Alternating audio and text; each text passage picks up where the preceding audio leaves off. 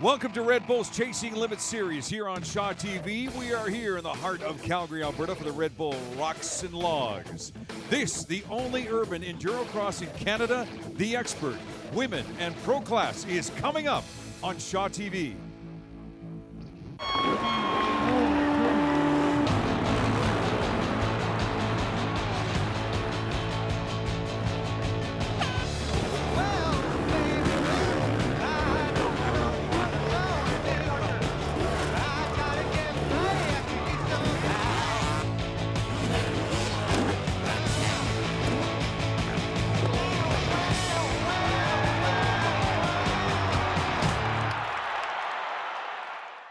Sunshine, 22 degrees in beautiful Calgary. There's the Calgary Tower and the boat tower in the background, and in the foreground, an amazing sight. It's the Red Bull Rocks and Logs.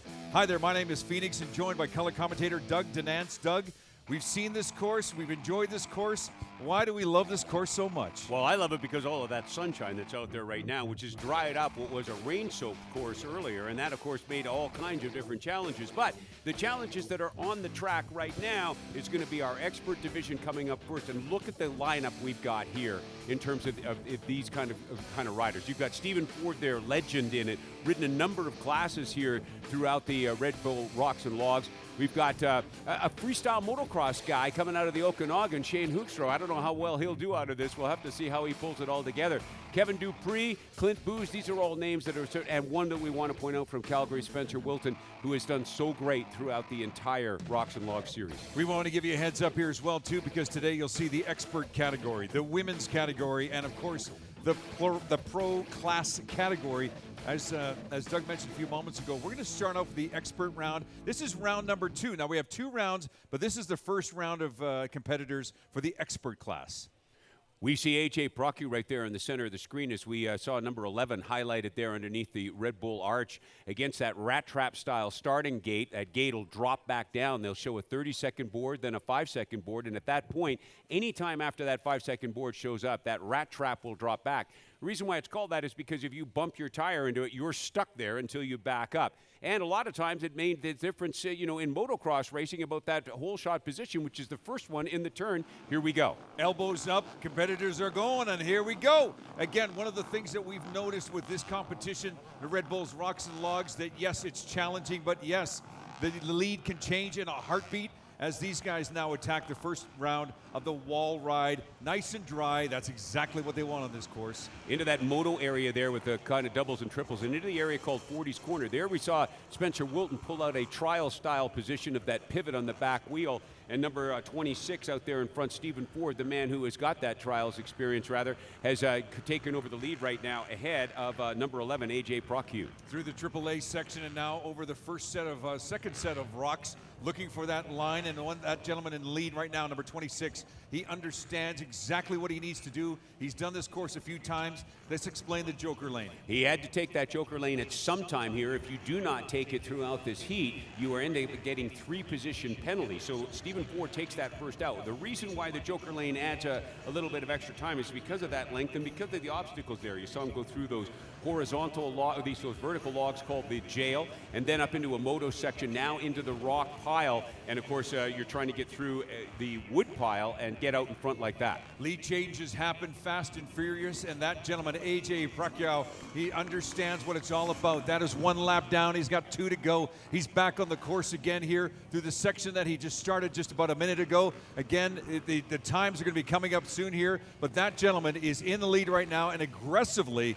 going after this course. But I don't think Proccu took the Joker lane, so that may add a little extra time to him.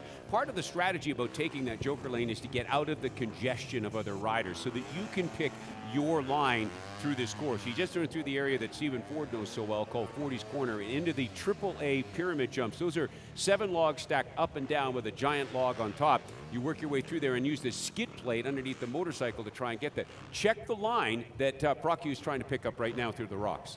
zigzagging through this course as well too. You realize where you stand in terms of your competitors. As you can tell, that gentleman, AJ Bracchio, is already lapped a person. Now he's taking that joker lane that you were just talking about, Doug. Yeah, and these that area called the jail there, where he goes through those vertical logs, that can start to get rutted up. You can end up catching your foot pegs on top of the logs there, and he took an outside line trying to make sure that he wasn't going to have that happen to him.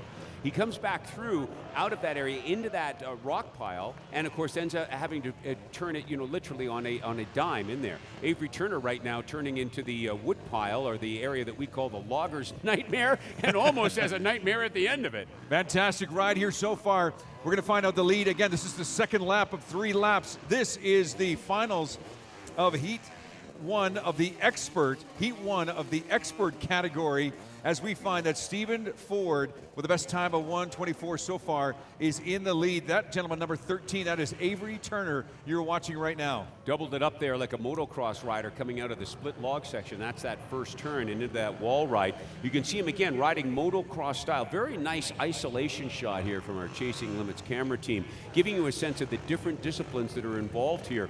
You saw motocross style, then he had to come up, kind of motoed his way through there smoothly over top of the bumps, and again starts heading back out to the AAA section. Number 26 is your leader right now. That is Stephen Ford. You'll notice some of the strategies. He hits the rock section and even the log section.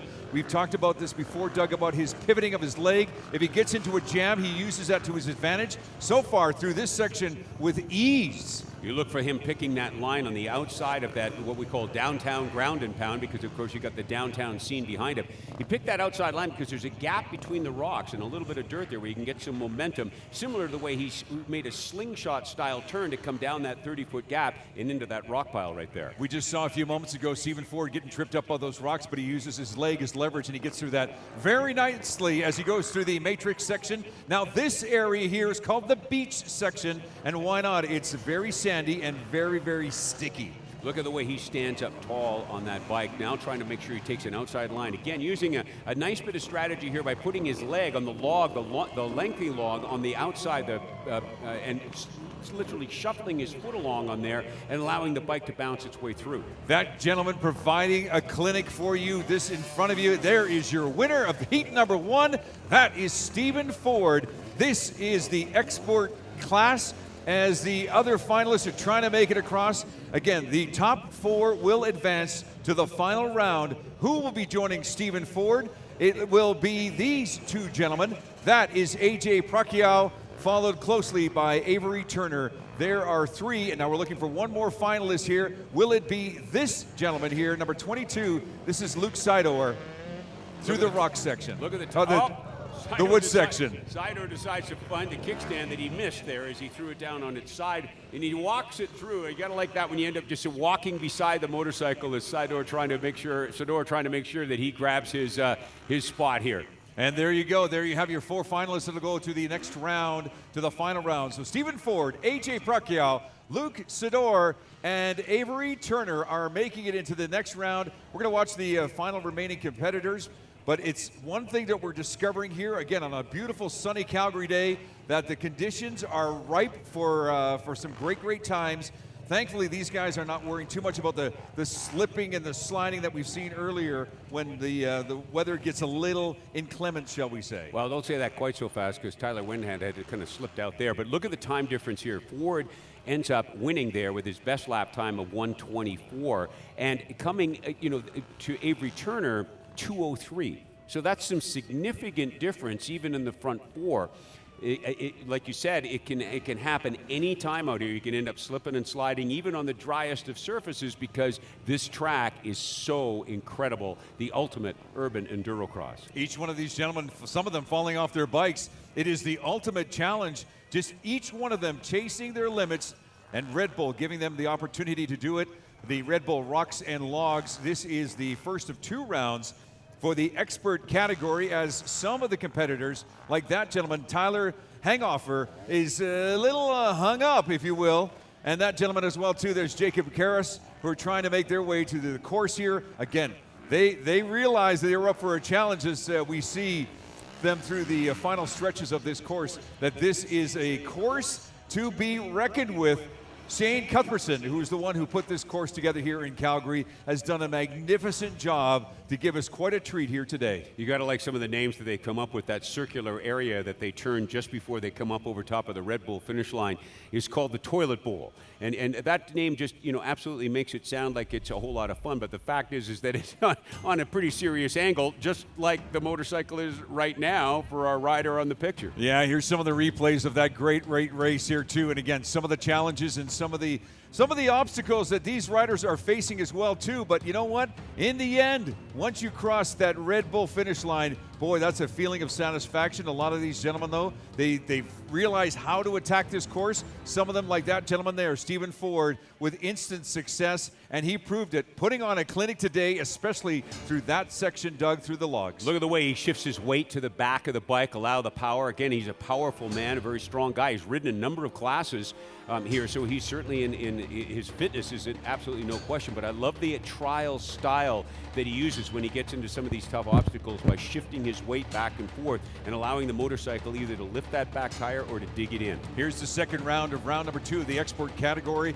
Kevin Dupuis, someone, and Clint Booz, 2 folks to watch for. You're right, and also we've got to look for number 25, Spencer Wilton. That guy has pulled it out and is really risking it out there as well. We got Jeremy Booz and Clint Booz in this as well, the 2 Booz brothers, which sounds like it should be a movie. But Spencer Wilton, I think we really want to pay attention to here, because even though he's in 4th right there he is right now in that baby blue, looking across here, giving the thumbs up to the other riders. He says he's good to go, but watch for him. He's a guy that has that ability to take the risk that may be necessary here to get that opportunity to get ahead. 4 of them advance 8 on the course right now. Elbows up. Get focused, get ready for the start, because here we go. It's heat number 2 of the expert class here at the Red Bull Rocks and Logs in beautiful Calgary, Alberta, Canada. Let her rip. There they go. Kevin Dick on that inside position, that pole position, as it were, trying to get out in front, and he's squeaking his way out there, I think, just a little bit. Oh, he gets past on the moto area and into the Red Bull wall ride and into the AAAs right now. Comes our leaders. Jockeying for position, that's the important thing right off the get-go. But one of the things that we've learned about this course, it is not forgiving. One of the things about this course, it will hold you up. Another thing we've learned about this course, there will be leader changes. So even though we have the confidence of Matthew Confer, who is now in the immediate lead, that means absolutely nothing on this course. And here we go. Confer just on the ragged edge across those rocks there, as he knows that Wilton is right there with him. And Wilton, again, a risk taker. They've now turned into the Joker lane. You can see number 23, Matthew Confer, doing it. Matt taking an outside line, so he's got a little bit more dirt between those 2 jail logs that he decided to go down and through that moto area, now into the rock pile. And Wilton right there with him, got ahead, coming through the main line.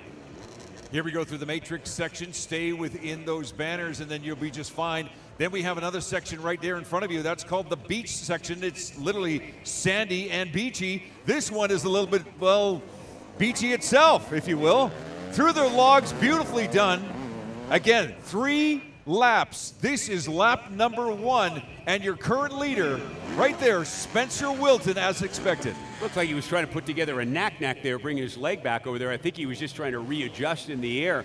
But you can see, again, that risk-taking I was talking about with Spencer Wilton. This is his home track, so he's got to feel comfortable here. Now, granted, you don't see rocks and logs every day out here. You see parts and bits and pieces of this track, but he's got to feel somewhat confident for 2 reasons. One, he knows the area, knows the weather, knows the feeling of that sunshine as well as the rain, and he knows what it means there to dump the bike down and make a tiny mistake into those horizontal logs. Part of the question we ask ourselves as well, too, as he just gingerly gets back on his bike, has he hurt himself? I mean, let's be real here. We're dealing with machines that are about 250 pounds. This ain't easy, folks. It's something that's going to challenge every single one of these riders. And if you slip, if that bike falls on you, you could be in for some serious hurt. Well, when you do take risks, you sometimes pay the price, and that's what Wilton has done here with allowing Cooper now to get out into in front. And through the matrix area, again, you can see that rhythmy section. and into that sand, and that sand is completely unforgiving. While there's a bunch of ruts, there's no lines, and indeed, if you're not paying attention, your bars will slap the tank going through that sandy beach area. But Kuhnfer makes it look easy to go through the logger's nightmare. Beautifully done, and already lapping some of the riders as well, too. This is lap number 2 of 3, and there is your current leader right now, Matthew Kuhnfer, who is just taking a commanding lead. And the beautiful part about this course, it zigzags. You can always keep an eye on the guy who's behind you and keep an eye on the pack behind you, but you can never let up on the gas on this particular course. You look at his best lap time of 1:23. We saw the other heat of 1:24. What a final we're going to have set up here in the Expert. It's going to be anybody's race in that final, but first, you've got to get through the semifinal. Yes, keep in mind the top 4 advance to the final round. We've already seen the first 4. These are the second group of 4, and beautifully done through that section. Over the rocks, this is an area that sometimes trips up a few folks. There we go. Will this be something that Matthew's got to contend with? He's looking behind him. He realizes there's guys on his tail. He's got to get going. He's got to start up his bike again. He's stalled it. He's trying his best to get it going. He's got it going. He's found the line. That was a tough. Oh, boy. Hold on to your heart for that section. You know, he says that what he loves about Endurocross is it tests his limits. Well, it's perfect here to be on chasing limits. He's been a rider since he was 6 years old, and he knows he's got a risk taker behind him. So Kuhnfer knows that he has to keep things going forward here. This is a guy who has a lot of different experience, ice racing, sidecar racing. He's got a lot of different textures, as it were, in terms of his motorcycling experience. And he rode the international 6-day Endurocross. Last 6 days of this kind of work outdoors gives you a sense of the kind of background this kid has. Yeah, we talked about putting on a clinic. Well, that gentleman's doing just that too. Unbelievable. There you go. That is your winner for the second heat, Matthew Kuhnfer, with a great time. In fact, his best time, 1:23 on that final run. And now we just wait for Wayne Parsons, just cleared it as well too. We're waiting for 2 more, Kevin Dupuis, and 1 more is going to make it into the finals. Who will that be? And this is your final 4 for this class into the finals. Clint Booz picks up that extra position there. And here's the remaining riders that come across there. A little surprised about Spencer Wilton having some difficulty on this course today. You know, though, again, as I said at the beginning, he is a risk taker, and when you take risks, things happen. He may indeed have had happen, although I don't think he would ever show it, what you said, where he might have bumped himself a little bit hard on that fall.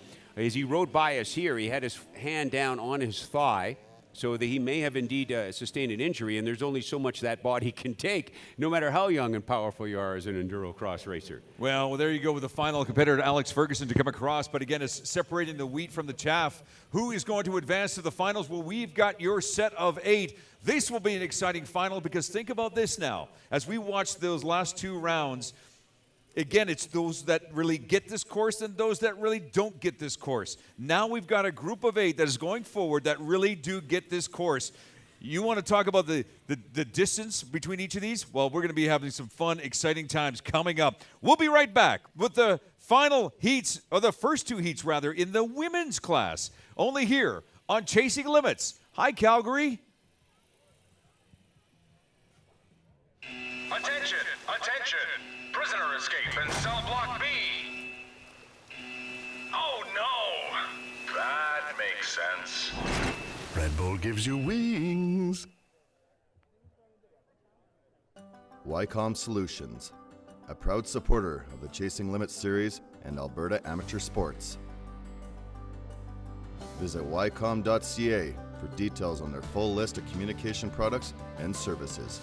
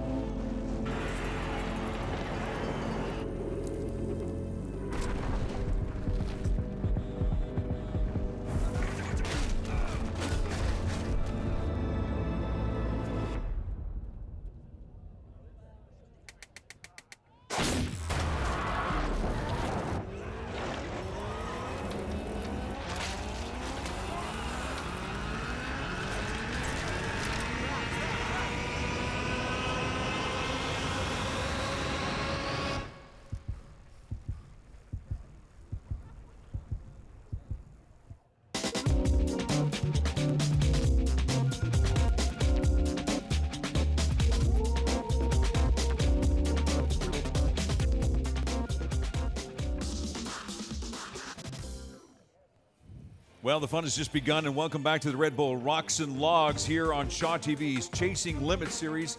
Doug Dinetz is my co-host. My name is Phoenix, and thank you very much for joining us here at Wild Rose. What a great atmosphere with folks enjoying this great sunshine day, and why not? What a day it has been so far, but we've got a lot of racing to go. The women's class is our next division. Who are we looking for here? Well, you've got to look down to the number 6 spot, Lexi Pichot, who ended up coming in third yesterday in motocross in Western Canada. She is one of the finest racers when it comes to that number 37. We'll be looking for her to be able to come out here. 19 years old. She was the last year's Rocks and Logs champion in the women's division. So we'll see how she does out here. Again, what an enormous breadth of experience that she has.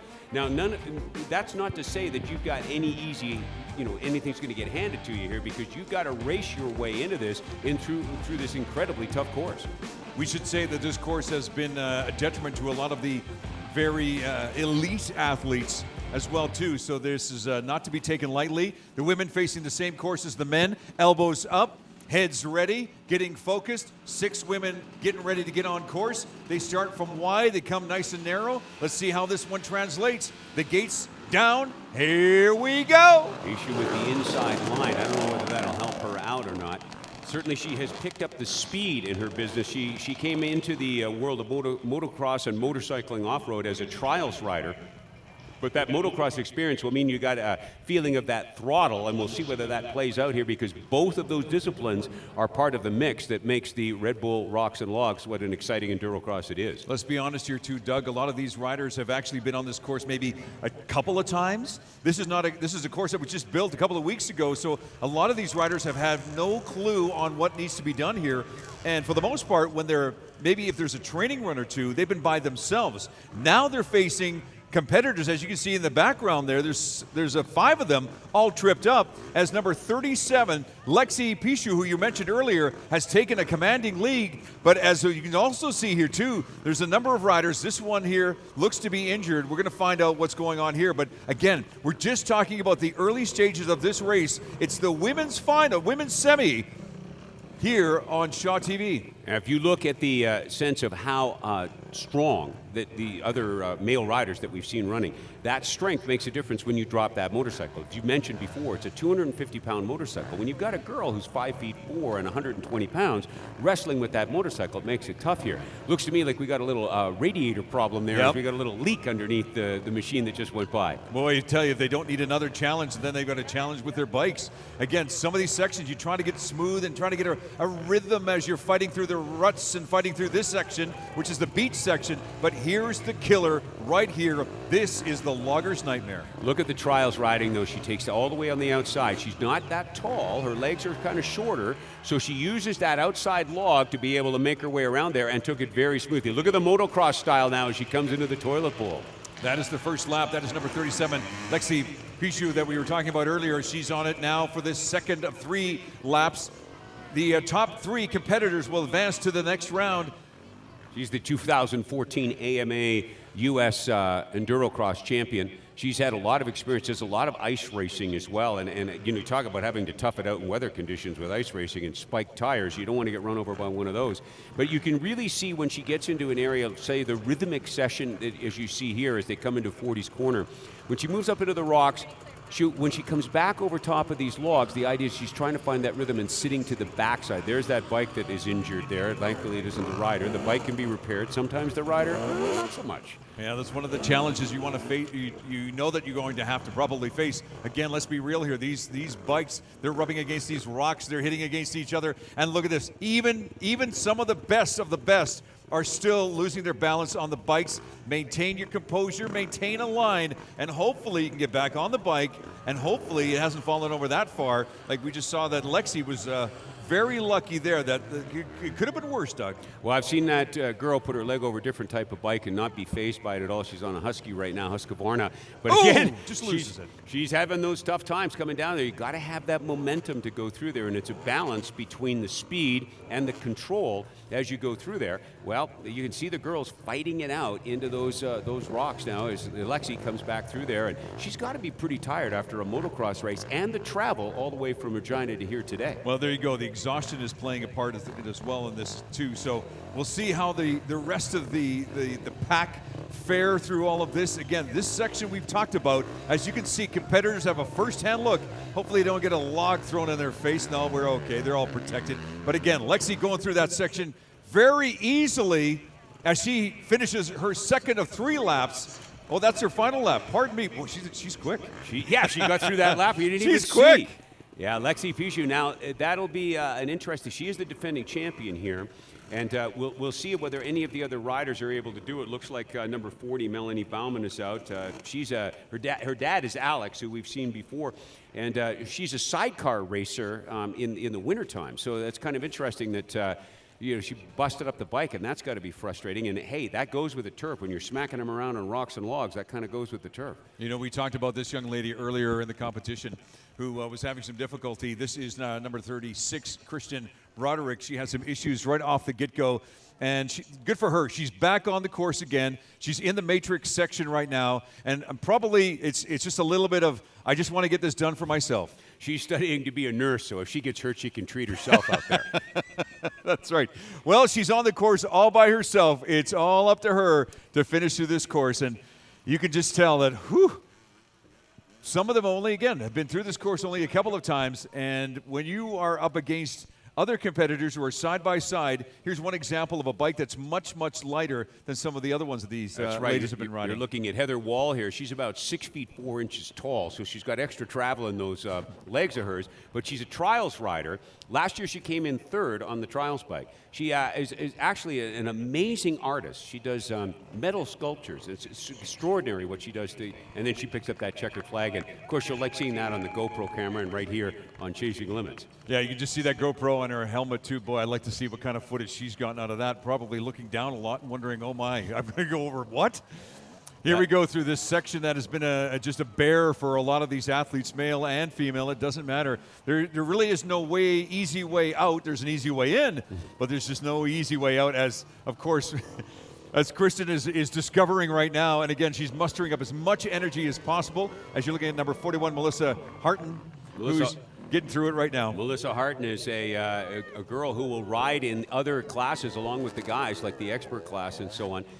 Which is amazing, you know, when you see her out there riding. She's a girl who is a firefighter, so that probably means she's got to be in that good physical condition, that's for sure. But funny, she says that she would rather ride down a mountain than jump a dirt bike. I think that's kind of interesting. She likes those wheels on the ground. There's a sense of relief when you finish a course like this, but a sense of exhaustion as well too. A lot of them are going to get fueled up for the next race as well too if they've made it into the finals. Again, your finishers, Lexi, Heather, Melissa, and Kirsten are your top 4 of 6.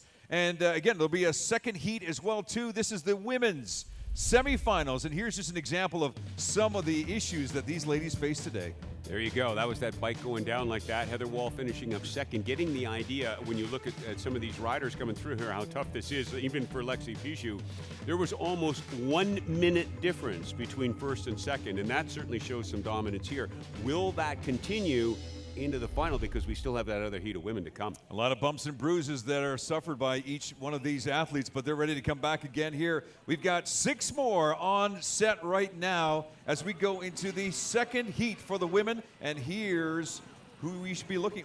Well, actually, I'm looking at, is it Shelby Turner? Shelby Turner. We got to watch for Shelby Turner. She won the motocross yesterday and is Western Canadian champion in motocross. She has the inside line. She's number 43. We want to watch for her, that's for sure. But don't count out any of these other girls. You saw there's a young lady in there, Jenny Devine Lamontagne, who is new to the sport, coming from Quebec. She's come all the way out here to be able to race it. And she says that what she really wants to do is just stay on the bike. I think that's a good idea. That's a great idea. Let's see if any of these ladies stay on the bike for the entire race. What we've learned in the first heat is that that's probably not going to happen. Well, these ladies are getting set. This is the second round. It is heat number 2 for the women. Elbows up, heads focused, the throttle up, the gates come down. Get ready. It's heat number 2 for the women here on Red Bull's Rocks and Logs, and off they go. Into that first turn now. Shelby Turner getting that inside position. You can see number 43 on the motorcycle, number 50 on the shirt as she comes through the doubles, taking it kind of cautiously here and up into the wall ride, the Red Bull wall ride, as she's not really stretching it out here. Again, maybe very fatigued after winning a motocross championship for Western Canada. The backdrop of Calgary is just a fantastic sight. Amazing venue, and we've noticed some strategy with the men. Well, here's an example of number 43, Shelby Turner, who's actually learned from that example, but quickly loses the lead. Wow. Now there's some moves right there from number 32, Chantel Bikirk. She's a big, strong girl. Just had a baby like 6 months ago, and she's out here back in Endurocross. Well, Mama's doing proud, but stuck, held up in the rocks, taking a high route. Number 39, trying her best, it's Megan Griffiths. She's always also getting stuck, held up high, but she's a tiny one. That bike's almost as big as her. Boy, and she ended up looking like a Superman there, came Shelby, as she stuck those legs out behind her. And now will she choose the joker lane? No, she takes the main line first. Remember, you've got to take that joker lane or you get penalized, and you've got to do it on every round. That's a 30-foot drop there, a lot to contend with, but then you got to get this, there are rocks in front of you, then you go over this area. This area is called the Matrix. It's a pretty well challenged course, that section, but then through here, this is where you can get really stuck because that is just full of sand, and it's pretty deep sand too. And you want to pick up that momentum through there. So the tendency is to want to put that throttle down, and the sand tends to push the handlebars back and forth. You don't get the momentum coming in to the logger's nightmare, just like Shelby's found out right now. Number 43 right now, Shelby Turner. She is fighting desperately to get out of that section. Nobody wants to be in that logger's nightmare. She has raced for such a long time, one of the top female competitors of all time, a Western Canadian motocross champion, an ISDE gold medal. That's the International 6-Day Endurocross. That was started back in 1913, so it gives you an idea of the history of this sport.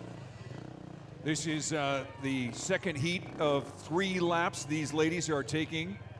And again, very cautious Shelby Turner through that section and over the wall, easily handled. Again, she can see the competitors behind her. As you can see as well too on your screen, that there is nobody competing with her right now. That gives her a slight advantage, but again, don't take it for granted because anything can happen on this course. And you can see she does not necessarily have that trials background. She's allowing the motorcycle to do the power around the corner, not lifting it up and pivoting it like you'll see with the trials riders. So it'll be an interesting competition when we get into the final of whether the motocross or the trials skills are more dominant. But it's going to be interesting to see what the lap times are because, we saw some fairly fast lap times from Lexi Pijou for sure. We'll have to see how the lap times pan out here, whether we'll end up with that same kind of competition.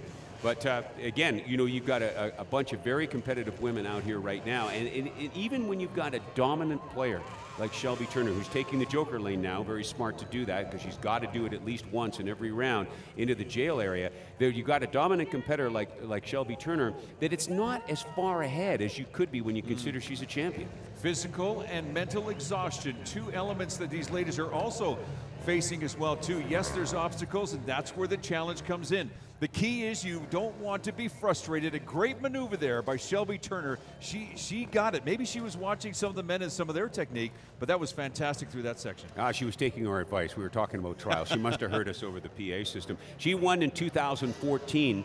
So interestingly, you've got 2 years ago winner, last year winner, all in the women's, coming into that final. As long as Shelby keeps that bike upright, we'll have to see if she can continue to do that. And look at that middle log. That is the one that is, I think, the biggest difference maker in the logger's nightmare. When you've got that turn and that break of that log, you can kind of wobble your way through all the chopped logs, but when you come to that one, it is fixed, solid, and stays right still. One thing we've learned, too, that nothing is guaranteed, not even your position. It doesn't matter how far of a lead you have. You got to make it through 3 laps of this course. That young lady knows exactly what needs to be done. Shelby Turner taking the checkered flag, and a magnificent run for her. Here is your second competitor as well, too. That is number 35. That is Janine Devin Lemontaine that we were talking about earlier, that we knew that she was going to be competitive as well, too. There's 2 of your finishers. We need 1 more to make it into the finals. Wow, Shelby Turner and Lexi Pijou. What a war. Wow, what a final that'll be. You couldn't ask for a better final from the women's side of things because the 2 of them have won here 2 years ago and 1 year. They both had competed out in motocross, switching back and forth, first and third.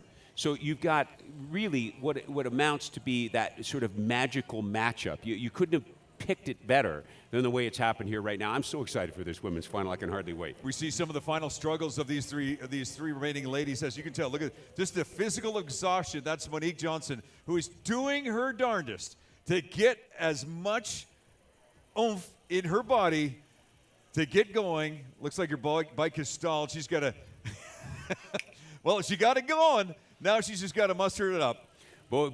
She's got 2 kids who tend to ride on Sundays as well. You got to like this. A lot of the ladies that compete in here are all moms, you know. And I'm telling you, you would not want to, you know, stay out late past curfew if your mom was an endurocross racer.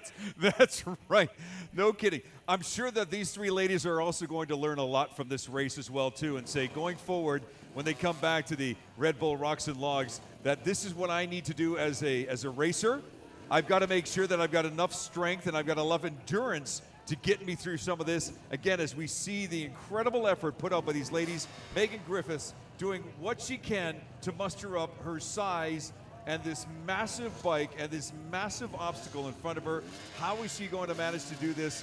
Well, I'll tell you, what an effort by all of these 3 ladies. Well, and you got to like that when you see a rider out there all dressed in the gear, you know, the chest protector and the helmet, and then you see the blonde ponytail hanging down the back. It's almost like you can't really belong to that rider, right? Look at the amazing crowd that has come here today to witness this, and why not? What a great vantage point. There is not a bad spot on this course, and we're so happy we could bring this to you here on Chasing Limits on Shaw TV. It is the Red Bull Rocks and Logs. You are watching the second round of the women's finals, and we will have, the women's semis. Semifinal. Don't get ahead of yourself. I know. I can't wait to the finals. I know, me neither. You know, we talk about those 3 ladies that are going to be advancing, the 6 ladies advancing to the final round. And boy, we've got a great showdown coming here. But again, what a feeling of accomplishment. A little bit of a wave there as well, too. These ladies are saying thank you very much for your support. Now I need a Red Bull. Absolutely. That's exactly right. I think of the idea that you couldn't ask for a better turn in terms of your final heat. But again, look at these fans out here. They know the same as we do, as we've watched it here, that it doesn't matter how far ahead you are, 1 mistake or 2, and it changes up. You say it perfectly, that the lead changes a whole bunch of times, Phoenix. You know, we sure learned a lot about the semifinals for the ladies here, and again, we've learned that they shouldn't take it for granted, and none of them did as well, too. Take a look at some of the action we saw in that one. Right off the get-go, we had all of this congestion. Some of these ladies thought, this is going to be easier than I thought. And then logs flying, getting stuck on the top of some apexes. This is a challenge for every single one of these competitors. Well, and if you look at Shelby, as she comes in here and turns into the Joker lane, when she came out of it, she had to use that trials-type move to spin that thing and pirouette it around on the rear tire. Well, the good news is we've got more for you. There you go, Shelby Turner. She is advancing to the final round. We will be right back with the first of 2 heats in the men's pro class. Don't you dare go anywhere. This is Chasing Limits on Shaw TV. Attention, attention. Prisoner escape in cell block B. Oh no. That makes sense. Red Bull gives you wings. Wycom Solutions, a proud supporter of the Chasing Limits series and Alberta amateur sports. Visit wycom.ca for details on their full list of communication products and services.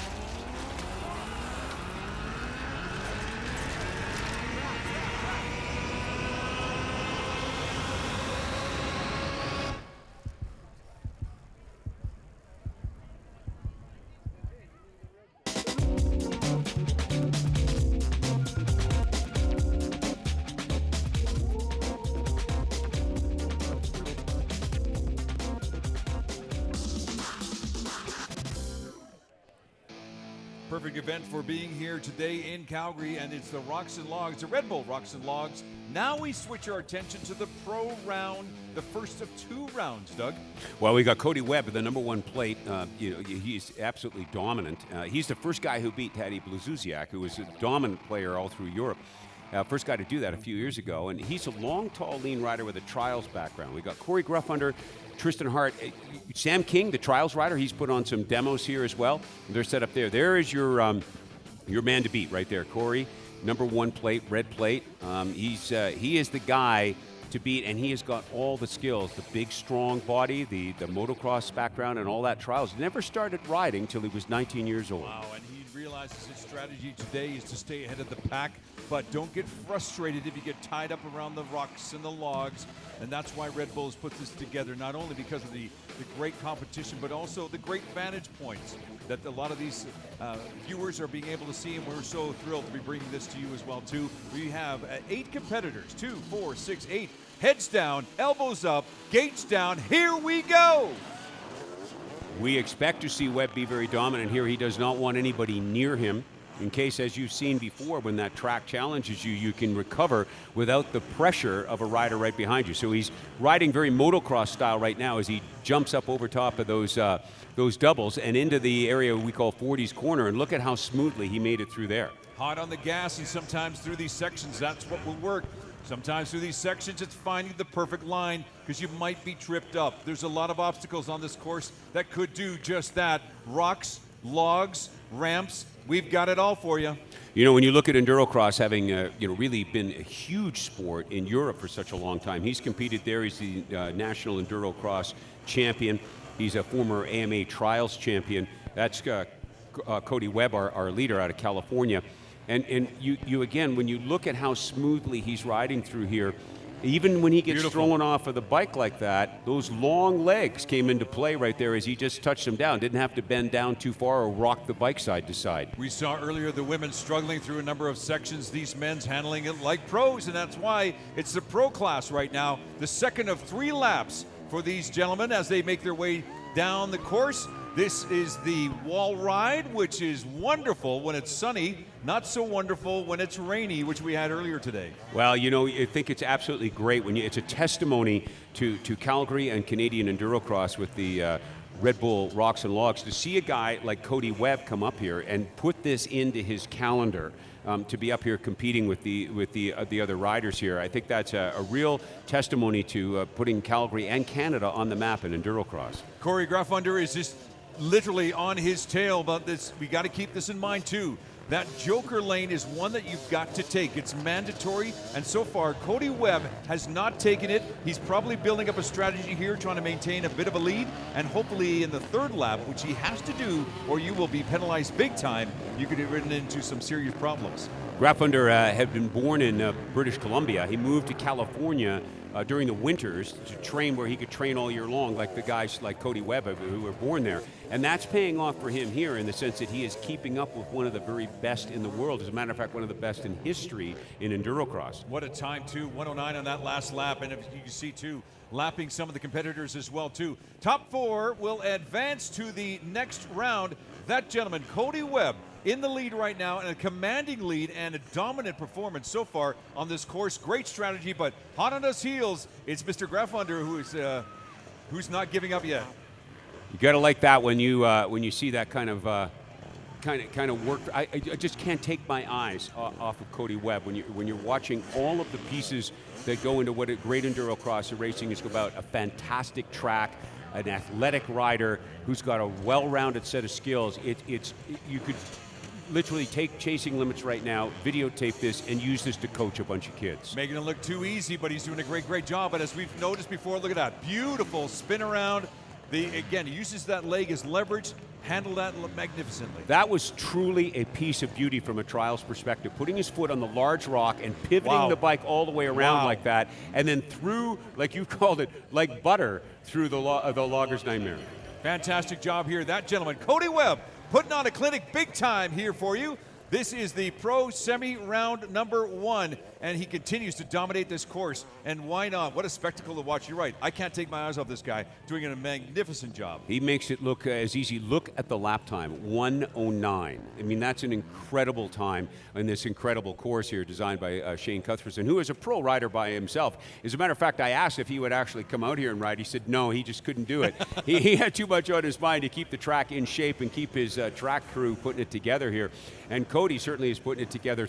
He's got all of the pieces in place, and like you say, he's fascinating. I like the idea that Chasing Limits is focusing on him right now, because you are seeing literally a perfect ride here with the fastest times of the day. Some people going down, as you can see here. This is the lead or the trail pack still struggling, while this gentleman makes it look way too easy. Yeah, you saw Phil Cheney out of Chesterville, Quebec, go down there. That's a guy who's an Eastern Canadian champion, and man, oh man, Cody's just whipping it around here, making it look like it's a runaway race. Staying high on the logs, and there you go. There's your winner for round number 1, Cody Webb. Dominant performance, fantastic performance.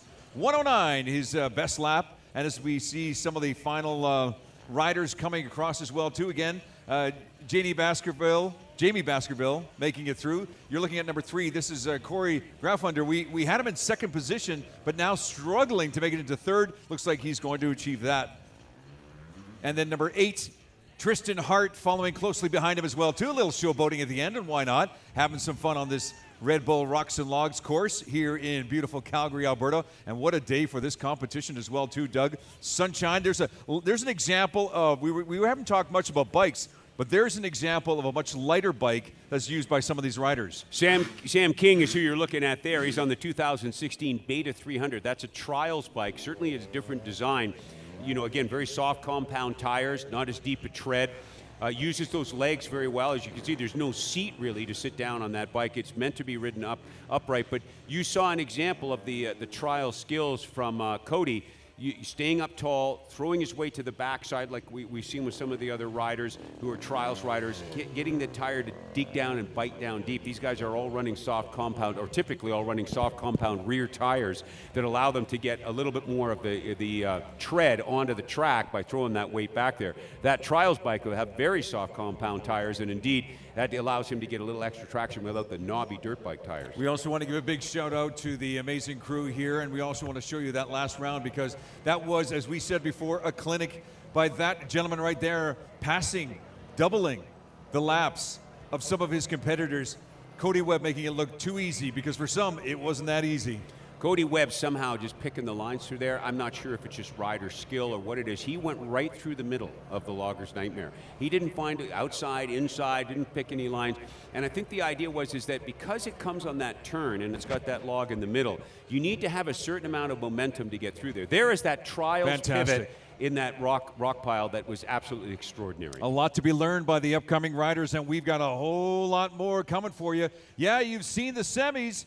For yes, the men, the women, and the expert, the women and the pros, and sometimes even as a pro, you fall down as well too. But I'll tell you, what an amazing example of what it's like to cross that Red Bull finish line and say to yourself, man, that was fantastic. All right, here you go. Round number 2 of this Pro Series, and here we go with this leaderboard of 7. Luke Sador is probably the guy we should be looking for. Luke Sador certainly won, but don't count out Wally Palmer. This guy, we talk about risk-taking. This guy will take big risks. He's earned the name Wild because he likes to put on a show. And the idea being is he knows that the big name up here is Cody Webb, but I think Wally Palmer would like to maybe take some risks. And if he's lucky, if he's got that Red Bull wings, you never know. He might be able to fly right up there into, into Cody Webb's airspace. We're so excited to bring you this Red Bull Rocks and Logs event here in Calgary, Alberta, Canada, which we've got beautiful conditions here. Sunshine, about 22, 23 degrees for these riders. This is the second heat of the pro division. And a lot of these gentlemen are excited. We've got 6 in line. I thought we had 7, but it looks like we have 6. We're not sure where the 7th one might be, but it doesn't matter. If you're not ready to go, we'll be, they're taking off anyway.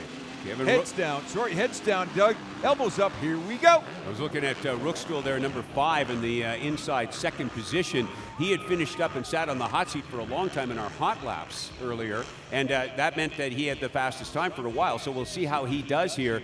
as he looks to try and find a way to get by there. He's currently running in second right now. Taking the inside track there. There's number 9, Wally Palmer. Oh, not successful though. Palmer will take those risks. You sometimes it comes back to bite you, but you got to like a guy who'll make it as exciting as that. Wyatt Hart out in front. Fantastic job here. Keep in mind, too, we also have a number of other series on Chasing Limits. We invite you to check it out. Competitions like this, we have it all for you. It's exciting when we see these athletes pushing their limits, chasing their limits to do something that they've never done before in a competition like this is unbelievable.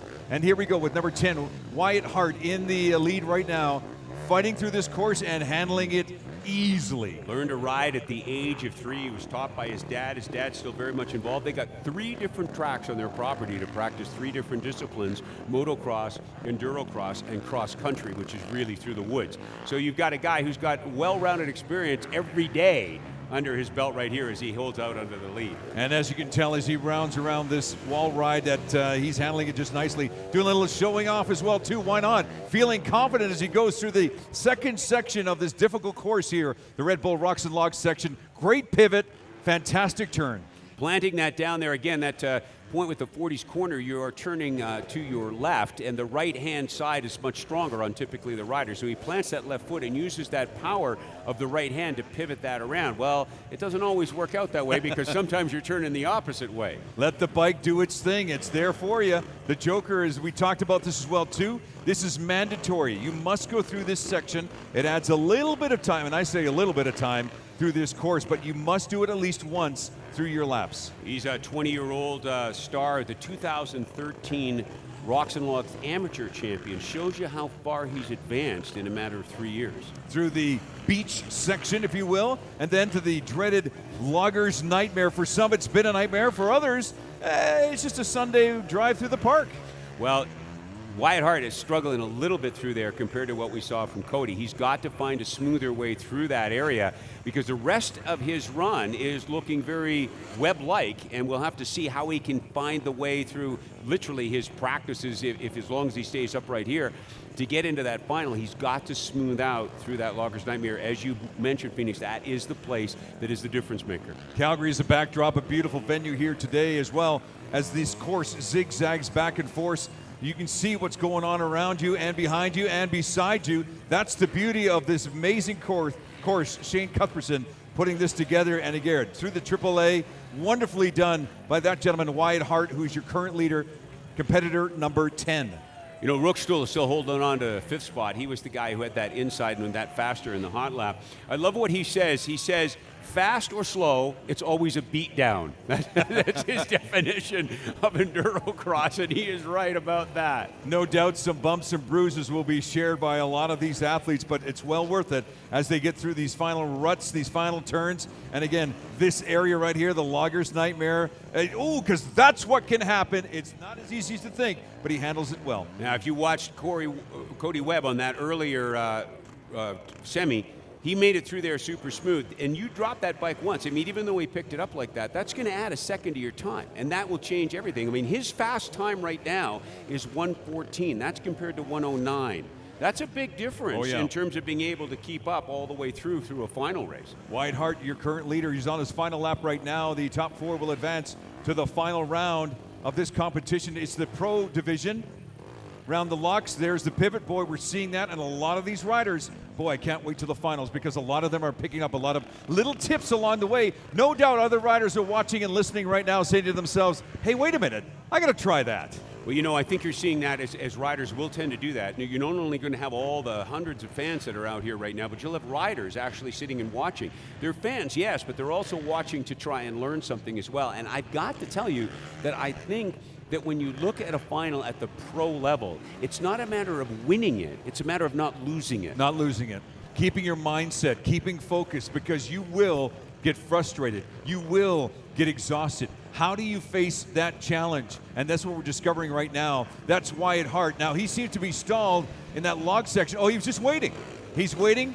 He's being polite, as some riders are having a bit more of a challenge than Cody is right now. You can feel the frustration But I tell you, that's what the beauty of this course is. It's anybody's game. Debris just ended up dropping the bike down there all in red. The checkered flag goes to Wyatt Hart. Fantastic run by that gentleman. Again, you mentioned, too, some of the pacing a little bit slower. Kevin Dupuis coming across as well, too. Top 4 will advance. Who will be the other 2? But again, it's the speed of these racers who realize that maybe you don't have to go as fast. I just got to make it into the top 4 and maybe learn a little bit about the course.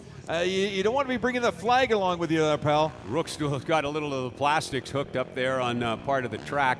But, you've got to figure that it really is going to come down to maybe congestion, maybe the unexpected, maybe as we've seen in some of the others where a bike goes flying across and kind of interrupts where you're not expecting that may be the difference maker, because I think when you get to the pro level, it's a matter of mental error. I think they say about 90% of it is mental when you get to that stage. A great showing by Clint Booz, number 16. Congratulations to him. He is in the, we think he's in the top 4. We're going to find out in a few moments. Bobby Prochnow just getting across there as well, too. This is the second of 2 heats, the men's pro semi. This is some of the last few remaining participants. That's number 9, Wally Palmer, who's making his way through as well, too. It's been a tough ride, a tough ride, and he's got it all on his GoPro just to make sure that he can relive these moments. He will not soon forget this. Yeah, there he comes, number 9, working his way through there, Wally Palmer. I love that guy. He's so exciting to watch. He just has a look over at the camera and shrugs his shoulder. We're with you, buddy. I'm not sure where I'm going here, but see if I can make it a show. Hey! Well, giving the crowd a bit of a show, why not? Wally Palmer earning his name, Wild Wally Palmer, right there. Give that guy a round of applause. He just put on a show for you. Man, that's a lot of fun. Way to go, Wally. Out of New Jersey. 9-time X Games competitor and Moto Step Up, a 2-time gold in the ISDE. You want to see what that looked like? Well, here's some of the highlights of that last round here, too. Wally Palmer, boy, he put a bit of exclamation point on that one. Boy, look at that. Yeah, I like those guys who make it a lot of fun like that. You know that you're going to get a little bit of excitement right there. And, of course, it's not too exciting when you end up laying down the bike in the logger's nightmare. There comes number 10, Wyatt Hart, the leader, the winner. Well, the semis are done for the expert, the women, and the pros. And, yeah, they all face some challenges. Guess what? We've got the finals for you right here on Shaw TV. We're going to be right back with the expert finals only on Chasing Limits here on Shaw TV.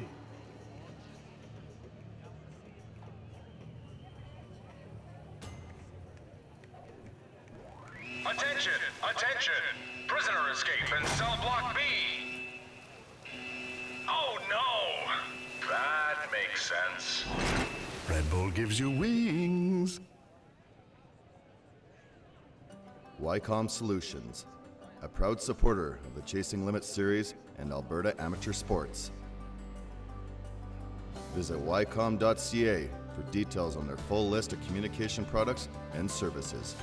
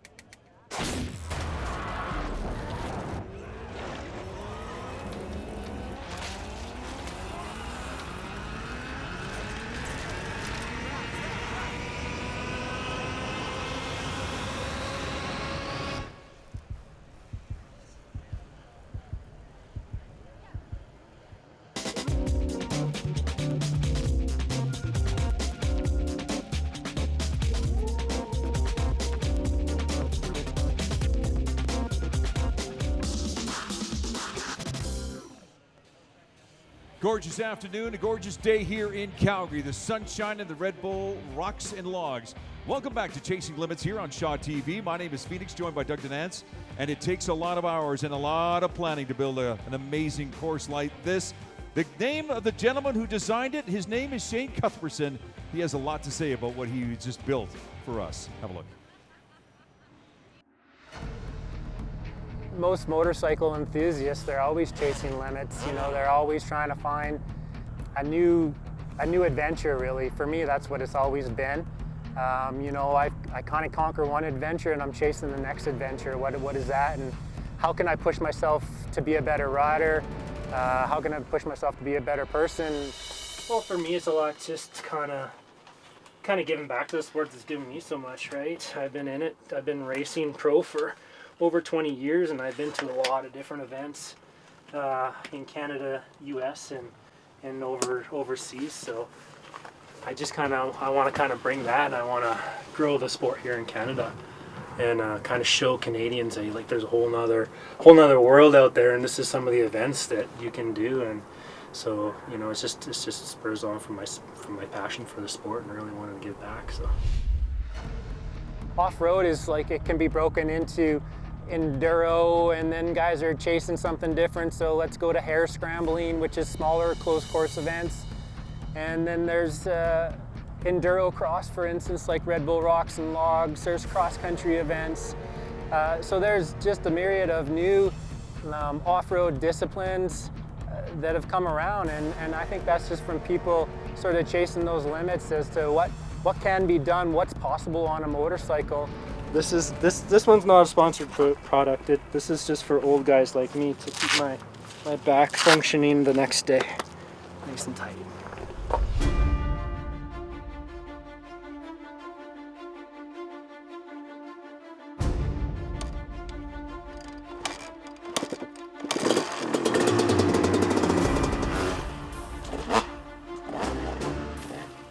Keeping the sport alive and keeping the kids in the sport is kind of what we're doing with Red Bull Rocks and Logs. We bring the event down to the heart of the city of Calgary and showcase what off-road riding is in a closed course setting.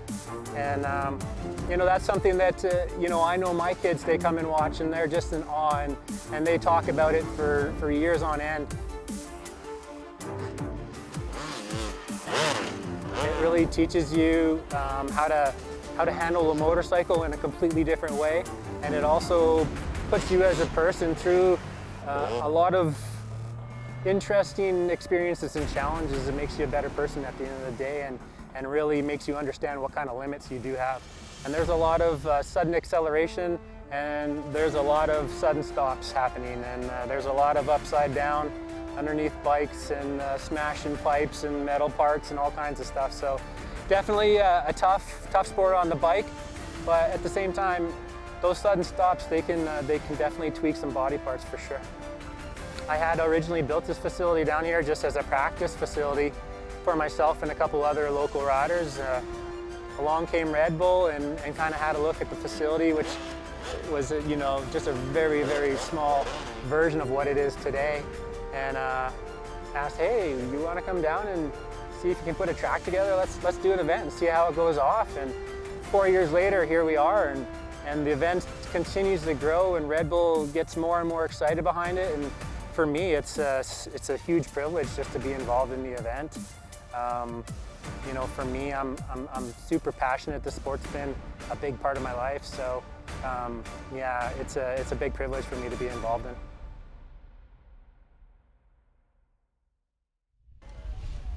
Well, it looks like a lot of fun, and it is, especially for this final crew. This is the expert division. These are your finalists, Doug.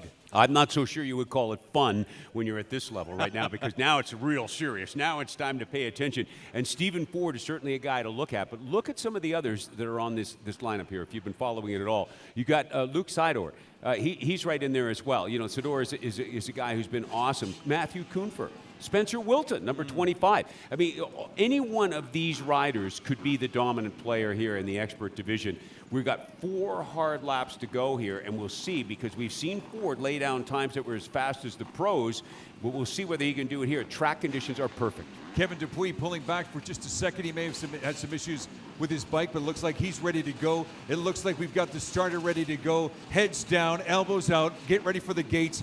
This is the finals, the Red Bull Rocks and Logs. This is the expert division, and here we go. Ford trying to get that inside line here, and he pulls out in front. Number 26, Stephen Ford, has tried to be dominant throughout this, but as we have seen, one tiny mistake and the lead can change. 4 laps. There is a challenge for each of these individuals. Maintain your position with the leader, and I think you'll be fine going into the final lap. As we realize, too, through each of these obstacles, every one of these gentlemen will be facing each other and realizing that the positions can change in a heartbeat as Mr. Ford continues to take the lead. Spencer Wilton has changed his position from back in the pack up into second right now. The kid from Calgary there, he's looking awfully good. And we'll see whether, this is again, we talked about him before as a risk taker. That is not Stephen Ford's forte. Forte is to stay in front, stay dominant, stay hard. Spencer Wilton may be in the perfect position to be able to take the lead here by taking those risks. We'll see if he does. Stephen Ford taking the Joker lane. He's just getting it out of the way. Each one of these competitors has to go through the Joker lane at least once. Sure, it might add a little bit of a distance, a little bit of time, and maybe even change your position. But as we realize here as well, too, as we look at number 25, this is Spencer Wilton, who's getting tied up right now in the logs, that your position can change in a heartbeat. Struggling to get out of this position. He's having a tough time. Finally gets by there. Stephen Ford, though, right on his heels. You know, he didn't get as much of a lead out of that choice of not taking the Joker's lane as he would have hoped for. Now he wants to open it up as a motocrosser, and this is where he will try to certainly pick up the speed and hit the throttle. Through these split logs, he's trying to take those things nice and smooth like a rhythm section, and let's see if he doubles these up. He does. Final round in the expert class. Right in front of you right now is the Red Bull Rocks and Logs. My name is Phoenix, joined by Doug Denantz, and here we are looking at number 25, Spencer Wilton, in the finals and taking the early lead over that. Boy, the lead changed. Mr. Ford, Stephen Ford, right behind him as well, too. You saw Wilton take that lesson. You talked about riders watching here and learning from it as well, and that trial-style turn in that 40s corner that Stephen Ford is so known for. Wilton also having picked up that line on the outside of the downtown ground and pound rock pile that is clear. There's actually a gap there that's clear. You come over top of a big rock, but you're able to get some momentum, and that momentum helps through some of these sections. There goes Wilton through the Joker lane right now. Will Ford catch up to him? That will remain to be seen when we get to the rock pile. Here's his opportunity right now. Now Stephen Ford has to go through that 30-foot drop. Boom, right on his tail. These two are neck and neck, right on top of each other. This is only the second of 4 laps. We've got ourselves one big-time race ahead of us. And the interesting thing now is that both have taken the Joker lane. So now it's the regular track that's in front of these two, and we'll see how they battle it out. It's like age versus youth, risk versus stable. We're going to see how the balance between these two shapes up. Spencer taking the high side, Stephen taking the low side. They are neck and neck, 1 and 2. There you go. Our top 2 right now. This is the finals for the men's expert class. This is the third of 4 laps. This is not over yet as we continue to see the initial aggressiveness by that gentleman, Spencer Wilton. He realizes it's do or die. I got to give her right now. Take the advantage when and he loses it. That's the risk taking I was talking about, topping out on top of that, and Ford goes by him in the motocross section in those doubles. He's not out of it yet, though. Back here he is, back on his heels. We go through another difficult section. Here comes the A-frames. We got 3 of these to go over. But look at the background. You can see that Spencer Wilton has held up stalled his bike. He's now going over the A-frame. Stephen Ford now taking another lead over those rocks easily. That is a huge disadvantage for Spencer Wilton. But I have to think that there may be an advantage here for Spencer Wilton. Wilton, known as a risk taker, known as a youthful, fearless rider. This is Ford's forte, being out in front like this. But you're getting Wilton in a position where he has to pull up, and there's still lots of race for him to do it. This could be an incredible finish coming up. There he is, and Mr. Stephen Ford. He goes through the beach section. Again, a section now that seems to be holding up a lot. Oh, and he's just losing it, trying to get his balance back, pushing with his right leg, manages to get out of the log section to the approval of the crowd in front of him. But that held him up just that much. Gives Wilton a chance to come up there and tie it up and get a little closer here. Last lap flag. This is the moment of truth. Spencer Wilton has to pull it all out right now. Has to use the risk-taking that he is so known for to be able to close this gap on Ford. Mental, physical exhaustion playing a part right now. This is going to be the toughest one right now as we go around the wall ride.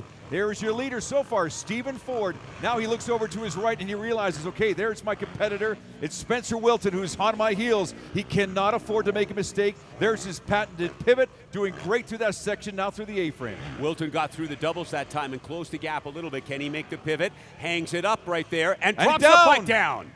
Still has a chance here, but one thing that Stephen Ford has learned about this course, you cannot let up. You got to keep pushing, and there you go. You see Mr. Wilton trying to get through it, even if he's not on his bike. Wilton runs beside the bike to get through it, which is not a bad choice, but it is tough now. How does he possibly catch up to Ford? Ford must make a mistake, and he is known to be flawless, but we've seen him have a dab and a stab once in a while. We'll see how he does as he goes through the matrix. Number 26, he is your current leader right now as he makes a hard left-hand turn here. Some ruts. Oh, he's stalled. He's trying to get himself going. He gets a little composure. He's fighting through the ruts right now, through the beach section. We haven't seen him through this section having difficulty. He had some right there, taking the inside lane through the logs right now. You saw him pull that front end of that bike up, only having to move one wheel through there, Woo! And here we go. Fist pump. He realizes what he's done through the C-can. That gentleman took some risks as well, too. Stephen Ford through the Red Bull. Finish line. What a showing for that gentleman. Number 26, Stephen Ford, and he's giving it to the crowd now.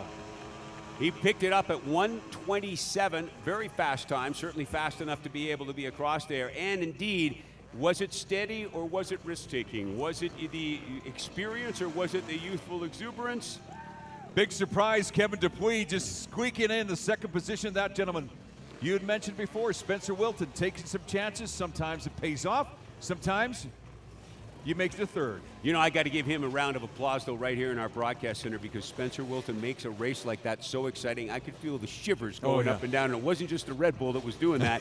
I was able to see an exciting race shaping up there, and again, it could have been anybody's race until that final lap, until about the final third of that final lap. What a final lap that was for Stephen Ford. He actually commanded the control. He didn't lose his composure. He realized what he needed to do.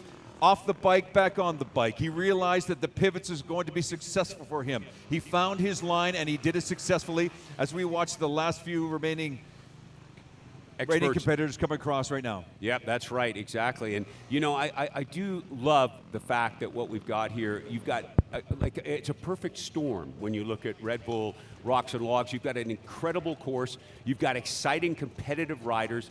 You know, this is what racing is all about. And Endurocross, indeed, when you've got this kind of quality right here on Chasing Limits in Calgary, you got to love the fact that this is putting Canada on the map and giving so many of these athletes a chance to be able to shine. That's thanks to Red Bull and to Chasing Limits at Shaw TV. So many of these riders, again, pushing their limits, chasing their limits to their extreme to see what they're made out of.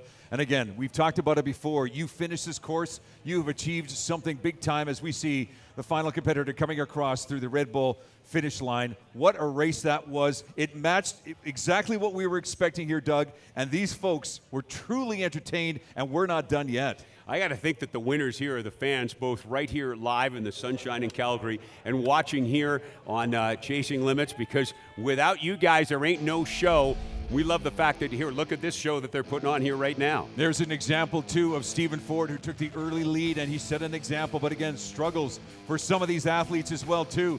You think you've got the lead, you think you've got your position, but sometimes it doesn't quite work. That gentleman taking some risks. It didn't pay off today, but boy, it's been great to see him taking some risks. There's one example of Spencer, but again, the determination to get back up, pull up that bike.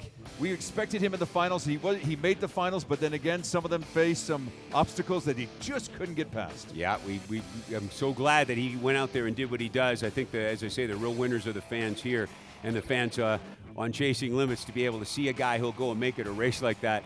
And you saw, you know, Kevin Dupuis come in there and, you know, again, staying steady, a guy who came back from a tough injury, having broken his neck, and being able to come back here and be able to race again. That shows you that grit and determination that Chasing Limits is all about. Yeah, that fist pump says it all, doesn't it? There you go. He knew it. He had it. What a great performance by that gentleman, Stephen Ford, wearing the fluorescent green, and just a great, great example. And you're absolutely right. So many supporters as well, too. You know, it's a Red Bull, Rocks and Logs, and we've got more coming up here on Shaw TV. Don't you dare go anywhere. Attention! Attention! Prisoner escape in cell block B. Oh no! That makes sense. Red Bull gives you wings. Wycom Solutions, a proud supporter of the Chasing Limits series and Alberta amateur sports. Visit wycom.ca for details on their full list of communication products and services.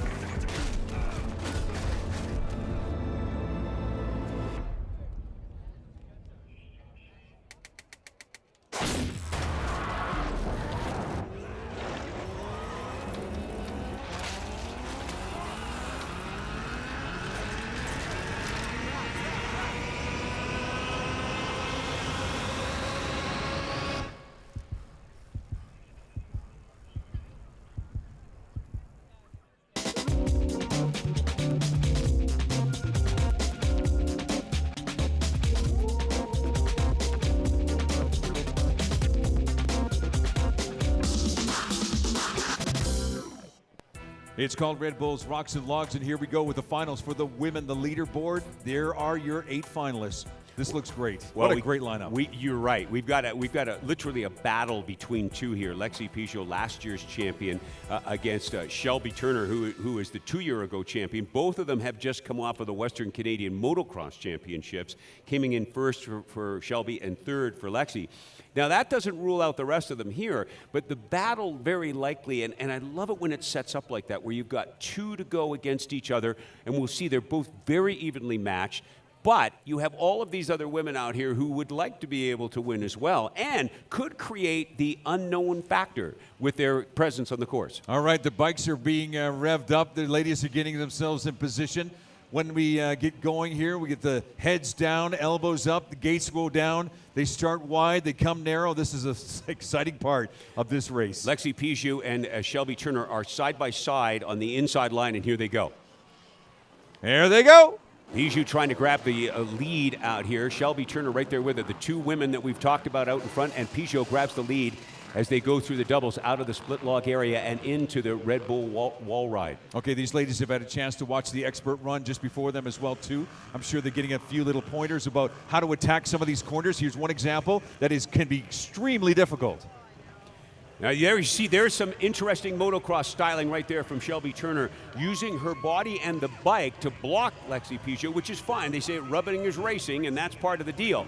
Whereas Peugeot has that skill and balance from a trials background. So it'll be interesting, again, to see how these 2 polarized opposites in terms of racing end up pivoting together. And there's the trials balance for you right there as Peugeot takes over the lead. And Shelby off her bike. She's back on real quick because she realizes that this lead can be changed so quickly. Lexi electing to take the Joker lane right off the get-go, and why not? There's no one around here. Probably the best time to do it. Well, I think you've got to do it sooner or later, and you might as well get it out of the way first, but I'm not sure it's the best strategy. We'll see how that plays out. She's done that here now, and she's now into the rock pile as she's got to get herself through there and use that pivot skill. Into the matrix goes Shelby Turner, and Turner gets that lead but has not taken the Joker and must take that Joker lane in this run. One thing about strategy for a lot of these ladies too, it's flowing. It changes on the get-go. You decide on the first lap you might want to take the high road, and it works perfect. Maybe on the second lap you want to take the high road, but there's somebody in your way, so it's flowing. You've got to change your strategy. But here we go with lap number 1 of 4, taking the early lead, and I say early lead. Shelby Turner, no surprise to us on the second lap. Yeah, Turner now coming up there now, and this is, again, a little different because you've got 2 laps. So one of them you had to do the Joker run, one of them you don't. But there she is using that motocross skill to double it up now and into the wall ride. Peugeot is going to have to find that throttle in her motorcycle, which she is not necessarily as comfortable with. We'll see if she can pull it up here. All right, here we go. As you can see, she's picking up some of the stragglers as well, too. It's quite a challenge just to maneuver that 250-pound bike over these obstacles, but imagine if it falls on its side. Now you've got to physically pick that bike up, use the engine to get it going, and again, we see some stragglers along the way. Oh, we got held up right here. Shelby Turner in some difficulty right now. She's allowing the competition to catch up to her. Can she get out of this groove? She's stuck big time, but look at this, right on her tail. There she is, number 32nd. Lexi Pichot takes the lead. Oh, Phoenix, that's exactly what we're talking about. You said that it can change at any time. One small mistake like that and Pichot out in front, but Pichot is not as comfortable on that throttle. We'll see whether Turner can use her motocross experience and catch it up here. 30-foot drop, now you're getting through the rocks. That's not an easy section to get through, but she does it handily. Through the matrix, still commands the lead. She realizes what can happen, and she also realizes that the lead can change at any second. Through the beach section, and then this area, the dreaded logs. Down she goes. Drops the bike. She was trying to use the outside. Now she's stuck in the middle, and Turner's closing it in right now. This is the kind of finish you want to see in a women's final at Red Bull's Rocks and Logs. She knows she's behind her. She's revving as much as she can, trying to give it as much as she can, staying off, pushing it, using all her might. She's off. She's on. She's trying to push it to the finish. Here she goes. What a finish for this young lady. Wow. Lexi Pichot pulled it out there. There couldn't have been 10 bike lengths between them, and that is what a final is all about. Pichot, right there. One more lap to go, and wow, this is an incredible race. These two ladies know they are hot on the heels of each other, and it can change in a heartbeat. This is the final lap. Who will take the winner? Who will take the lead? Who will win this women's final? We're about to find out. It's the Red Bull Rocks and Logs live on Shaw TV. The Chasing Limits series continues, and around we go for the final lap. Trying to be careful here and keep that bike upright. This is a tough section to get in, but when she gets over top of those horizontal logs, she's got things going here. Up over top of the AAA with Turner trying to figure out a way to get caught up here as she comes through this now into that AAA. Now here's where we saw a lead change happen the last time. Let's see what happens this time. And Pichot gets hung up just a little bit on the top of the logs, has to swing her leg off of the bike. She knows what can happen, and there she has her competitor right behind her. It is number 43, Shelby Turner, in second position, trying to find that line, and she's trying to follow the line of Lexi Pichot. How exciting can it be here? They get to take the main straight. They're going to come down into that rock pile area. The congestion there from other riders may cause some troubles too. Not very far between them here right now. This is what it's all about, coming through the matrix almost side by side. Hard left-hand turn here. There's a number of ruts you got to fight through. It is an area that can stick, but some people getting by it, no problem at all. This is the make or break moment right now. There's some separation gathered right now, having a little trouble. Shelby Turner trying to get through the beach area. She's fighting to get to the beach area, but it looks like Lexi Pichot has found a way to take the top spot. There is your winner, Lexi Pichot. She was third yesterday in Western Canada, but top dog right now at Red Bull Rocks and Logs. And there is Shelby Turner coming across the finish line. Wow, that was some kind of race. That was a lot of fun to watch. Chantel Bykirk in third. Wow, that is the kind of racing that you want to see. We still got one more to go. I don't know if I can handle it. I might need another Red Bull after this. But where's the Red Bull? Holy, you got to love it when you've got that kind of competition going on. Again, perfect track. Two great competitors who have fought it out back and forth, and it's nice to see Pichot be able to win 2 years in a row. What a treat for the crowd here in Calgary, just taking on some of this incredible action and a great course. Again, we cannot talk so much about the challenges of this course, but again, it equalizes every single one of these competitors. As number 35, Jenny Devin-Lemartin, we were expecting her to be in the top three. She had a little bit of a struggle there as well too, but what a race. And look, here's just an example of just the get-go and how many times the lead positions have changed, and again, some of the struggles that these ladies face through this course. Pichot, a trials rider with the Second Gear Club, founded by her mom and dad, Ziggy and Rhonda, some huge proponents. That was the moment right there. That was exactly right. I think that was the changer right there. I'm not sure if that took the wind out of her sails. Sure.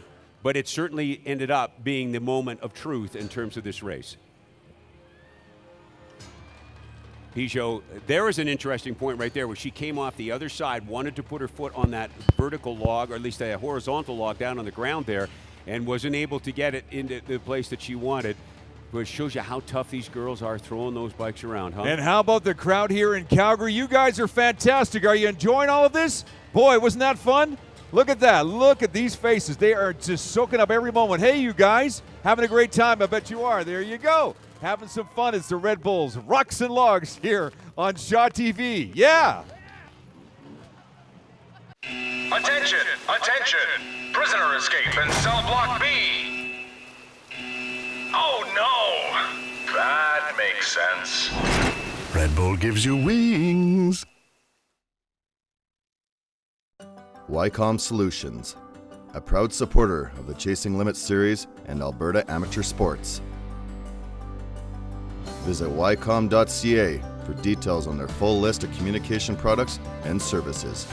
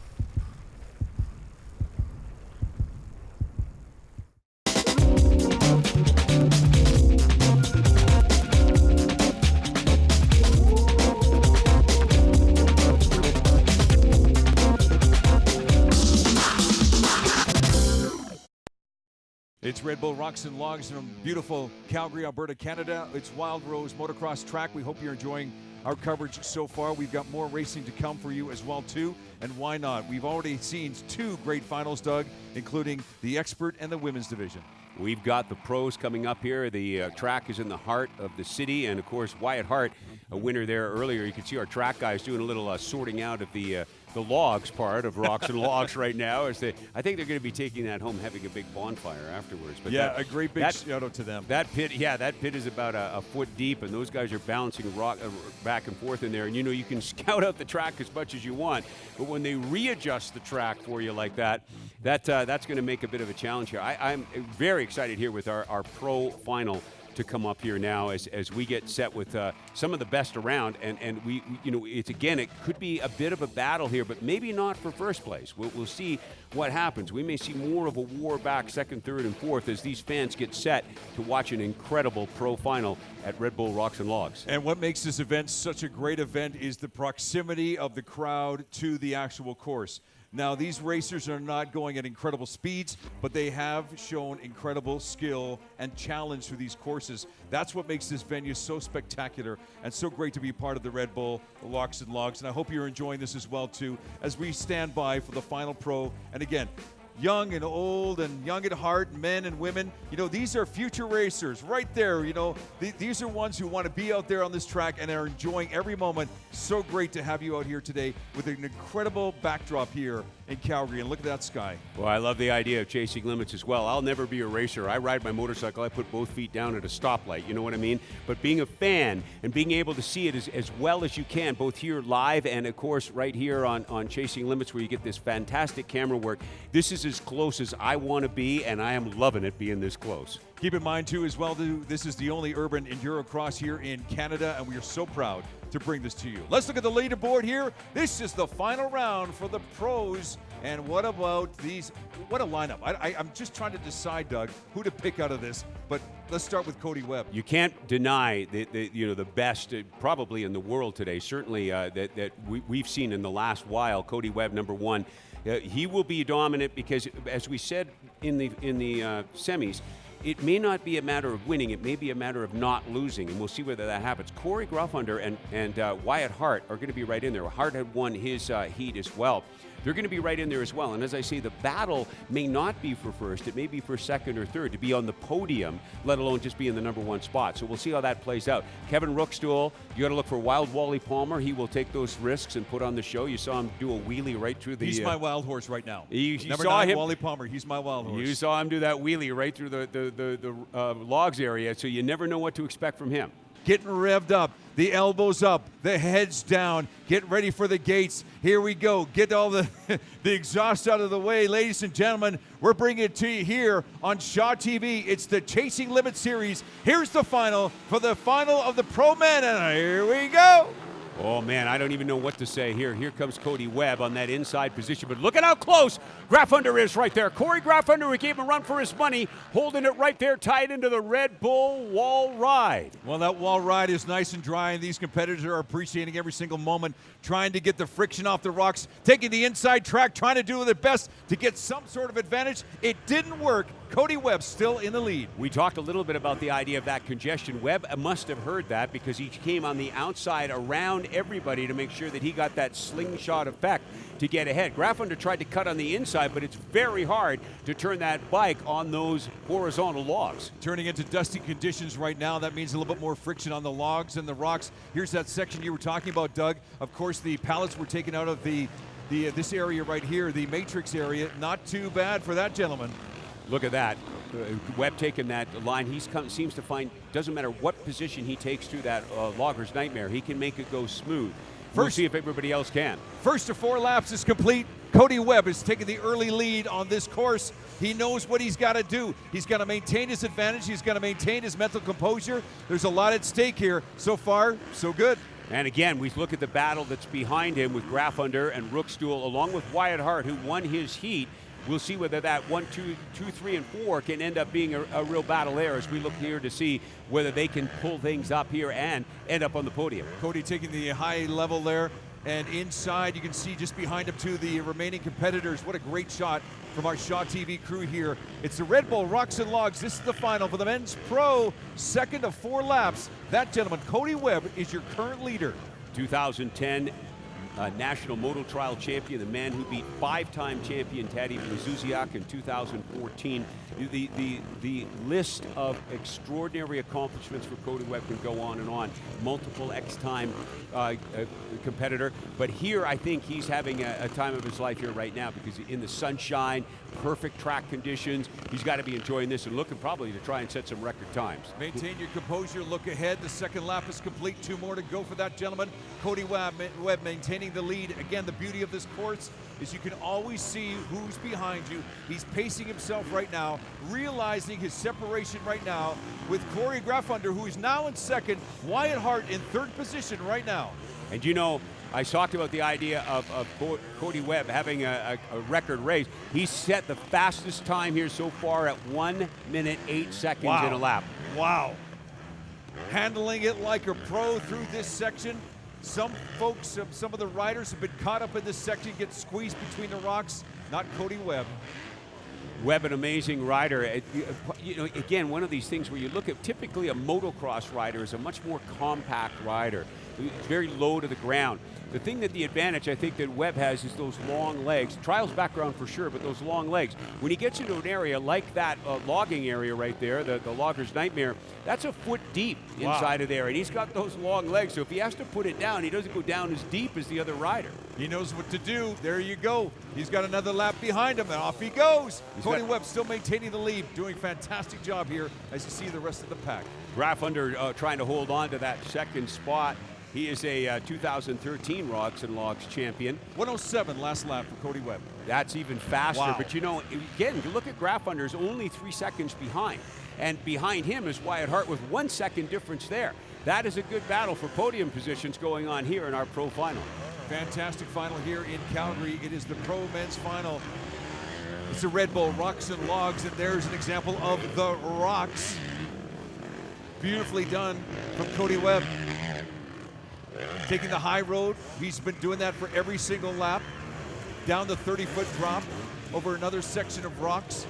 Coming up on the matrix section. Again, the pallets were removed earlier, making more of a challenge. He makes it look like easy. So easy. Will he stay on the inside? He does. and he makes it through without any problem, with ease. Doug, he's attacking this course. He is certainly attacking it. He's got a lot of laps still to go. And of course, we've got to make sure that Joker lane is taken for sure. At least once. Again, setting out these times that are just unbelievable.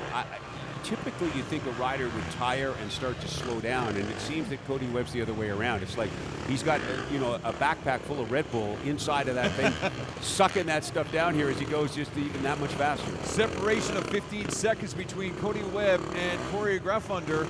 Wyatt Hart has also passed the Red Bull start-finish line. He's a separation of 19 seconds.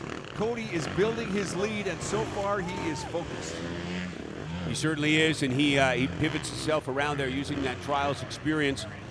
Again, look at how loose his upper body is. Watch those, you talk about the legs, and the legs acting like the ultimate shock absorber. Yeah. But you look at the way his arms move as well. That bike flows underneath him. And again, doesn't seem to be a great deal of effort being put out. And that may enable him to continue to lay down record times here as he continues through this race. And it's that log section that we've been talking about all day that he seems to be just going right through. He's catching up to some of the stragglers. He's got to watch out to make sure that he stays out of the way. He does not want to have any interruption in his race. And you've got to give credit to the riders who are getting lapped, who will move over and allow him to go through. But I mentioned the idea of congestion.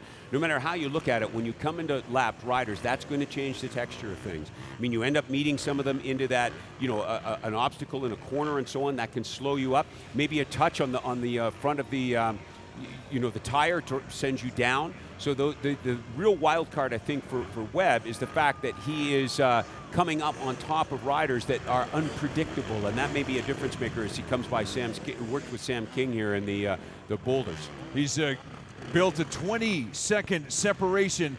Cody Webb has over Corey Graffunder. Wyatt Hart still maintains the third position. This is turning into a clinic, and if he maintains his pace, look at that. A little bit of oomph around the matrix. Beautifully positioned himself with the leg kicking out and pivoting well. We've been talking about this, and he is still giving us a clinic right now. These riders will often wear knee braces underneath their gear to help to support their legs because of the pounding that it takes from the bike. And you have to figure that he'd be glad to have that brace on making that pivot around that rock because he's turning 180 degrees like that. There's your leader right now at his competitor number one. That is Cody Webb, who's taken out a commanding lead as well, too. The last separation between him and second place was 20 seconds. Now it's 15 seconds. Corey Graffunder has found a way to pick up the pace. It's not over yet. Oh, but that's a long way to go. And Sam King getting hung up there in the 40s corner as Webb goes through the AAA A-frames there. But it will take a miracle or a mistake to change all of this. We've seen it before too, Doug, where somebody's gotten stuck in the rocks and just because of exhaustion, because of maybe mental fatigue, and something does happen. It could happen here, but we'll see as we see some of the other competitors. This is number 5. That is Kevin Ruckstuhl, who's having some issues as well. But as we go back to our leader again, showing us exactly how this course needs to be attacked. Ruckstuhl says that his key is conditioning, and certainly you need to have that. I asked Corey Webb what his conditioning was. He wasn't saying anything. He said he just goes out and rides all the time. But I have a feeling, like many of the top racers, he's got a conditioning coach as well. It's the final lap for that gentleman, Cody Webb, who continues to maintain his position, who maintains his lead. And now he's just got to focus. This is it. The final lap for that gentleman. This is the men's pros finals. Red Bull Rocks and Logs here from Calgary, Alberta, the Chasing Limit Series on Shaw TV. Cody Webb putting on a clinic. Endurocross typically coming from the outdoors and the natural terrains, and then it's kind of combined together with Supercross. And if you've watched Supercross on television or you've seen it live indoors or in an outdoor track in a stadium, you'll get the sense that a rider, as they continue on, tend to get faster because they find that rhythm. And indeed, that's exactly what Cody Webb has done. He's got this rhythm going here. He's holding his lap time at around 1:07. And that's an awesome speed when you think about that. That's 2 seconds faster than the fastest times we saw. 18 seconds separate Cody Webb and Corey Graffunder. Wyatt Hart still maintains third position. Tristan Hart, his brother, in fourth position. As we continue to see a guy who really gets what he knows what he needs to do. There he is, Cody Webb, the clinic master, the guy who has it all. He is your winner of the Pro Final Red Bull Rocks and Logs. What an accomplishment for that gentleman. Wow. He's up there in the curtain call right now. You know, you don't see a lot of emotion from Cody Webb. He seems to be pretty cool, calm, and collected. But I Sure. saw that fist pump. He knows that this race mattered. He knows how tough this one is, not only in Canada, but in North America as well. When you see Red Bull Rocks and Logs and the best in the world giving a little fist pump, you know you've seen something special. Challenges you mentally, challenges you physically, and after this, there's a lot of these riders who are going to be just sitting back going, you know what, don't touch me. I'm just going to sit right here and I'm not going to do anything. This has been an amazing race. We didn't think there'd be that much separation between Cody and Corey, and Wyatt for that matter. But again, Cody Webb showing his expertise in attacking this course as we see some of the final stragglers coming across. That is number 2. That is Bobby Prosno, who I'm sure he's happy that this is over too. You bet. You know, I think it's great. When I was talking with Cody and we were standing in the pits, he was talking with me and you know, a couple other guys, and all of a sudden a little kid came up and said, can I take a picture? And Cody cut us off to make sure that he could get that picture with that little fan. Fantastic. And how many fans are in the crowd right now saying to themselves, man, I wish I could be out there. I wish I could be doing what these guys are doing right now. Wally Palmer, that was my dark horse. Wally, what's up, buddy? What's up, buddy? Wally Palmer, I think he had a whole new experience there, blasting his chest on top of the bars. It kind of bounced him right back out of that. But that was an amazing performance from Webb. And you know, that is, when you look at that little fan, that little guy who got that picture, you just got to love the fact that, like you said, you know, you'd be able to come out here. Guys like Stephen Ford teach the courses. And what a race that was, too. Incredible performance by Cody Webb as these crowds are going away with a lot of smiles. And no doubt in my mind, too, a lot of pictures being taken right now. And maybe even a lot of questions about, hey, you know, what was it like? Here is your final for the pro round, the leaderboard. Cody Webb, not disappointing today. Wally Palmer, expected more from Wally, but that's okay. There's always next time, Wally.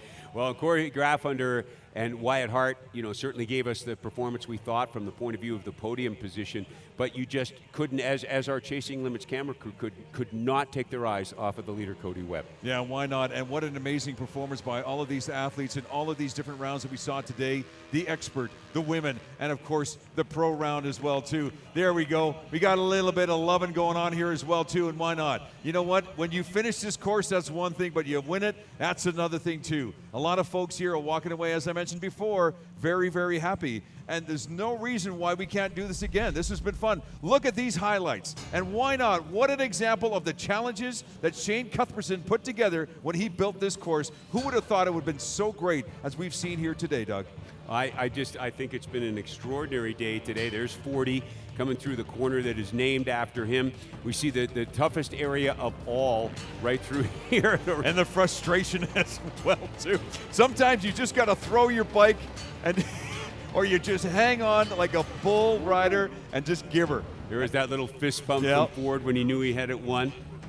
There's no question in my mind that this has been great for not only the riders, but look at all those competitors who showed up today, or those fans rather, that showed up today to watch the agony of defeat and of course the success as well too. Again, there's an example of someone who was in the lead and we had so much hoping for him, but again, this course got the better of a lot of these athletes. Shelby Turner's moment there where she got hung up and allowed Peugeot number 37 to go by her in the women's final. It's been an extraordinary day. There was one of those little mistakes, the one that would have made the difference all the way through, and there's the lead change right there, and throw the bike down on the ground, like you say, part of the fun that is Red Bull Rocks and Logs. Fantastic conditions and fantastic locations and fantastic spectacles to be seen and to be seen by all. Boy, it's been a lot of fun, and I know these athletes are probably saying to themselves, yeah, oh sure, it was fun. And you know what? I don't doubt for a moment that they will be back again and they will learn from some of these amazing riders today too. There was a lot to be learned today. If you want to find out about it, check it out at Wild Rose Motorcycle Park. Guys like Stephen Ford run clinics. This is a track that is open for riding. You'll be able to learn it. For Doug Denance and Stu McCall, my name is Phoenix. This concludes the 2016 Expert Women and Pro Class at the Red Bull Rocks and Logs. From Calgary, Alberta, this is Chasing Limits on Shaw TV, a glimpse into Western Canada's action sports and a look into the athletes and the personalities that continue to chase their limits.